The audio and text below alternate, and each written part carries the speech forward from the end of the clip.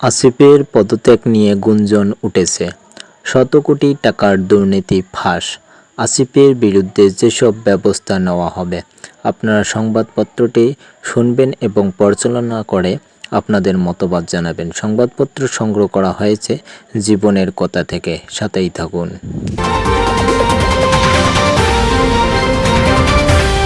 উপদেষ্টার পদ থেকে অবশেষে পদত্যাগ করতে যাচ্ছেন বিতর্কিত উপদেষ্টা আসিফ মাহমুদ সজীব ভুঁইয়া।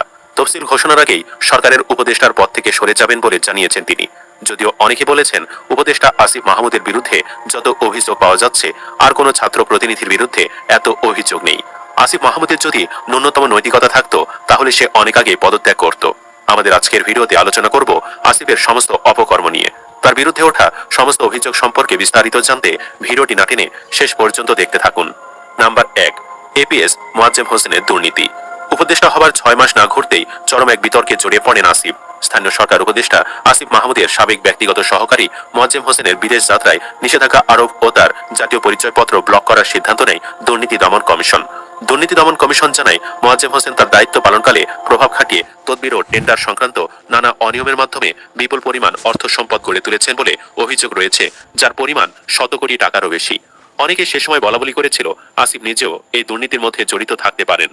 উপদেষ্টা আসিফ মাহমুদের এপিএস এর বিরুদ্ধে দুর্নীতি তদন্তের পাশাপাশি আসিফ মাহমুদের বিরুদ্ধেও তদন্তের দাবি জানিয়েছিলেন অনেকেই। নাম্বার 2, বেপরোয়া আসিফের বাবা। কুমিল্লার মুরাদনগর উপজেলার বাঙ্গুরা বাজারের কড়াই বাড়িতে গত 3 জুলাই রিক্তা আক্তারের চোখের সামনে একে একে কুপিয়ে ও পাথর দিয়ে থেতলে প্রাণে শেষ করা হয় তার মা রুবি আক্তার, ভাই রাসেল ও বোন জোনাকিকে। এ ঘটনায় গুরুতর আহত তার ছোট বোন রুমা আক্তার এখন রাজধানীর একটি হাসপাতালে মৃত্যুর সঙ্গে পাঞ্জা লড়ছেন। সন্ত্রাসীদের হামলা থেকে বাদ যায়নি তার ভাইয়ের 11 মাস বয়সী শিশু রাইসাও। টয়লেটে লুকিয়ে কোনোমতে প্রাণে বাঁচতে পেরেছেন রিক্তা আক্তার ও তার ভাবি মিম আক্তার। কিন্তু ঘটনার পর পলাতক থাকার কথা আসামিদের, অথচ পালিয়ে বেড়াতে হচ্ছে ভুক্তভোগী এই পরিবারকেই। রিক্তা আক্তারের অভিযোগ, হত্যা মামলার মূল আসামি স্থানীয় আওয়ামী লীগ নেতা এবং ইউপি চেয়ারম্যান শিমুল বিল্লাল সহ প্রধান আসামিরা রয়েছেন উপদেষ্টা আসিফ মাহমুদের বাবার আশ্রয়ে। এ কারণে পুলিশ তাদের গ্রেফতার করছে না। রিক্তা আক্তার বলেন, স্থানীয় চেয়ারম্যান শিমুল বিল্লাল সহ মূল আসামিরা সবাই এখনো বাহিরে। পুলিশ তাদের গ্রেফতার করছে না। তারা বাহিরে থেকে উল্টো আমাদেরই হত্যার হুমকি দিয়ে যাচ্ছে। তারা বলছে, আমাদের পেলেই শত শত টুকরো করে মারবে, তাই আমরা এখন পালিয়ে বেড়াচ্ছি। এ ঘটনায় দোষীরা স্থানীয় সরকার ও যুব উন্নয়ন উপদেষ্টা আসিফ মাহমুদের আশ্রয়ে রয়েছে বলেও অভিযোগ করেন রিক্তা আক্তার এবং তার ভাবি মিম আক্তার। গত বছরের 17 সেপ্টেম্বর একই এলাকার আকুবপুর ইয়াকুব আলী ভুইয়া পাবলিক উচ্চ বিদ্যালয়ে ঘটে আরও একটি ঘটনা। এই ঘটনার ভুক্তভোগী ওই স্কুলের সহকারী প্রধান শিক্ষক শিখারানীর অভিযোগ, ওই দিন তাকে স্কুলের একটি কক্ষে আটকে রেখে প্রথমে পদত্যাগের জন্য চাপ দেওয়া হয়। রাজি না হলে এক পর্যায়ে তার উপর নেমে আসে অমানবিক নির্যাতন।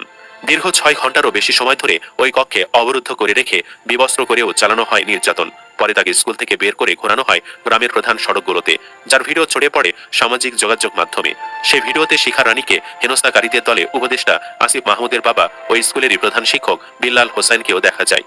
এ বিষয়ে শিখা রানী বলেন, স্কুলের টাকা আত্মসাতের অভিযোগে আসিফের বাবা বিল্লাল হোসেনকে 2014 সালে বহিষ্কার করা হলে তখন আমি ভারপ্রাপ্ত প্রধান শিক্ষক হয়েছিলাম। এটাই আমার অপরাধ। এখন আমার ছাত্র আসিফ উপদেষ্টা হওয়ার পর খুশি হয়েছিলাম, কিন্তু ছেলে উপদেষ্টা হওয়ার পর তার বাবা আমার প্রতি সেই ক্ষোভ প্রকাশ করছেন। শিমুল চেয়ারম্যান, সাত্তার মেম্বার সালাউদ্দিন ও বাসারদের দিয়ে আমাকে নির্যাতন করেছেন। এ ঘটনায় আসিফের বাবা বিল্লাল হোসেন ও শিমুল চেয়ারম্যান সহ দোষীদের বিরুদ্ধে মামলা করতে গেলে থানা মামলা নেয়নি। আদালতে মামলা করা হলে সেটিও খারিজ করে দেওয়া হয় বলে অভিযোগ করেন শিখা রানী। ওই স্কুলের তৎকালীন সভাপতি স্থানীয় ব্যবসায়ী মোহাম্মদ আলীর অভিযোগও প্রায় একই রকম। সে সময় অর্থ আত্মসাতের ঘটনায় বিল্লাল হোসেনের বিরুদ্ধে ব্যবস্থা নেওয়ায় এখন ছেলে উপদেষ্টা হওয়ার পর তারা প্রতিশোধ নিচ্ছেন বলে দাবি তার। মোহাম্মদ আলী বলেন, বিল্লাল হোসেন প্রধান শিক্ষক থাকাকালে সহকারী প্রধান শিক্ষক এবং আমার স্বাক্ষরে জাল করে 5,25,000 টাকা তুলে নিয়েছিলেন। আমাদের কমিটি এবং শিক্ষা মন্ত্রণালয় বারবার তার কাছে হিসাব চাইলেও তিনি দিতে পারেননি। এসব কারণে তাকে প্রধান শিক্ষকের পদ থেকে অব্যাহতি দেওয়া হয়েছিল। এখন ছেলে উপদেষ্টা হওয়ার পর আমার পরিবারকে শারীরিক, মানসিক ও আর্থিকভাবে হয়রানি করে আসছে। এসব অভিযোগের বিষয়ে জানতে চাইলে উপদেষ্টা আসিফ মাহমুদ সজীব ভুঁইয়ার বাবা স্থানীয় স্কুল শিক্ষক বিল্লাল হোসেন বলেন, শিমুল চেয়ারম্যানের সঙ্গে আমার একটা ছবি ছড়িয়ে বলা হচ্ছে আমি নাকি ট্রিপল মার্ডারকারীদের আশ্রয় দিচ্ছি। শিমুল আমাদের ইউনিয়নের রানিং চেয়ারম্যান আর আমি স্কুলের হেডমাস্টার। স্বাভাবিকভাবে তার সঙ্গে আমার ওঠা বসা হতে পারে, একে অপরকে চা খাওয়াতে পারি, কিন্তু সেই সময় ছবি তুলে সেটা প্রচার করে আমাদের অযথা দোষী বানানোর চেষ্টা করা হচ্ছে। অথচ এই ছবিটা আরো 6 মাস আগে, আর মার্ডার হয়েছে 3 জুলাই। তিনি আরো বলেন, বিএনপি নেতা কাইকোবাদ মনে করছেন আসিফ মাহমুদ এই আসন থেকে নির্বাচনে দাঁড়াবেন। এজন্য তাকে যে কোনো বিষয় টেনে বিতর্কিত করার চেষ্টা করছেন তারা। কারা এসব ছড়াচ্ছে আমরা সব দেখতেছি, যে বা যারা এসব ছড়াচ্ছে তাদের আমরা ধরবো। কি কারণে বলছে প্রমাণ দিতে বলবো। প্রমাণ না দিতে পারলে মানহানির জন্য এদেরকে কোন জায়গায় চেয়ে নেব আমরা? বাবার বিরুদ্ধে ওঠা ক্ষমতার অপব্যবহারের অভিযোগের বিষয়ে জানতে উপদেষ্টা আসিফ মাহমুদের মোবাইলে বারবার কল করা হলেও তিনি রিসিভ করেননি। নাম্বার 3, ক্রিকেট বোর্ডে অযাচিত হস্তক্ষেপ। ক্রীড়া উপদেষ্টা হয়ে আসিফ একের পর এক বিতর্কিত কর্মকাণ্ড করতে থাকেন। শুধুমাত্র তামিম ইকবালের ফ্যান বলেই বিসিবিতে সব ধরনের কর্মকাণ্ডে আসিফ তামিমের মতামত গ্রহণ করেছেন।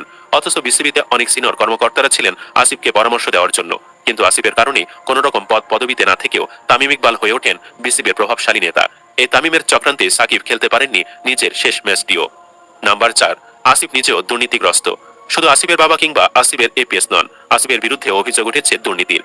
অন্তর্বর্তী সরকারের যুব ও ক্রীড়া উপদেষ্টা আসিফ মাহমুদের শত কোটি টাকা মারার প্রজেক্ট নীরবে চলছে বলে জানিয়েছিলেন সাংবাদিক ইলিয়াস হোসেন।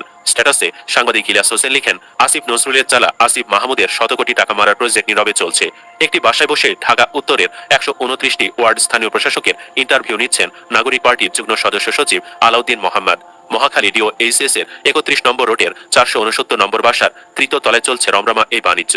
তিনি লিখেন, সর্বশেষ ইন্টারভিউ সহ লেনদেনগুলো বৈষম্য বিরোধীর আবু সাইদ লিওন যে আসিফ মাহমুদের ক্যাশিয়ার। নাগরিক কমিটির যুগ্ম সদস্য সচিব ঢাবি শিক্ষার্থী লুৎফর যে কিনা ছাত্র অধিকার পরিষদের একজন নারী নেত্রীকে ধর্ষণের অভিযোগে গ্রেফতার হয়েছিল। ধর্ষণের অভিযোগে অভিযুক্ত লুৎফর এই ভাইবা নেওয়ার সময় নাগরিক কমিটির প্রতিনিধি হিসাবে উপস্থিত ছিল। নাম্বার 5, আওয়ামী লীগে পুনর্বাসনের অভিযোগ। যাদের নেতৃত্বে আওয়ামী লীগ সরকারের পতন ঘটেছে তাদেরই অন্যতম যুব ও ক্রীড়া উপদেষ্টা আসিফ মাহমুদ সজীব ভুঁইয়ার বিরুদ্ধে দলটিকে পুনর্বাসনের অভিযোগ ওঠে কুমিল্লার মুরাদনগরে। রীতিমতো সংবাদ সম্মেলন করে এমন অভিযোগ করেছে স্থানীয় বিএনপি নেতাকর্মীরা। মুরাদনগর উপজেলা বিএনপি ও অঙ্গ সংগঠনের নেতাকর্মীরা ঢাকা রিপোর্টার্স ইউনিটিতে সংবাদ সম্মেলন করে এই অভিযোগ করেন। একই সঙ্গে বিএনপি নেতাকর্মীদের মামলায় জড়িয়ে হয়রানি করা হচ্ছে বলেও অভিযোগ করা হয় সেখানে। সংবাদ সম্মেলনে মুরাদনগর উপজেলা বিএনপির সদস্য সচিব মোল্লা মুজিবুল হক অভিযোগ করেন, অন্তর্বর্তী সরকারের স্থানীয় সরকার, পল্লী উন্নয়ন ও সমবায় বিষয়ক এবং যুব ও ক্রীড়া মন্ত্রণালয়ের উপদেষ্টা আসিফ মাহমুদ ও তার চাচাতো ভাই ওবায়দুল্লাহর সহযোগিতায় মুরাদনগরে আওয়ামী লীগের পলাতক নেতাকর্মীদের বাড়িতে ফিরিয়ে আনা হচ্ছে। এসব নেতাকর্মী মুরাদনগরে অস্থিতিশীল পরিস্থিতি তৈরি করছে। এসব কর্মকাণ্ডে বিএনপি ও অঙ্গ সংগঠনের নেতাকর্মীরা বাধা দেওয়ায় তাদের গ্রেফতার ও বিভিন্ন মামলায় জড়িয়ে হয়রানি করা হচ্ছে। নাম্বার 6, আসিফের ব্যাগে গুলির ম্যাগাজিন। শাহজালাল আন্তর্জাতিক বিমানবন্দরে স্ক্যানিং এর সময় ব্যাগে অস্ত্রের গুলি রাখার ম্যাগাজিন পাওয়ার ঘটনায় বিতর্কিত হন আসিফ। বিমানবন্দর সূত্র জানিয়েছে, পরবর্তীতে তিনি ম্যাগাজিনটি ব্যাগ থেকে বের করে ব্যক্তিগত কর্মকর্তার হাতে তুলে দেন। একটি অনুষ্ঠানে যোগ দিতে টার্কিশ এয়ারলাইন্সের টিকে 713 ফ্লাইটে তুরস্ক হয়ে মরক্কো যাচ্ছিলেন আসিফ মাহমুদ। সে সময় অনেকেই বলতে থাকেন আসিফের কাছে অবৈধ অস্ত্র থাকতে পারে। সুপ্রিয় দর্শক, আপনি কি চান এখনই যেন আসিফ পদত্যাগ করে? কমেন্ট বক্সে জানিয়ে দিন আপনার মতামত। ভিডিও ভালো লাগলে লাইক দিন এবং শেয়ার করুন। অবশ্যই চ্যানেলটি সাবস্ক্রাইব করুন। ধন্যবাদ।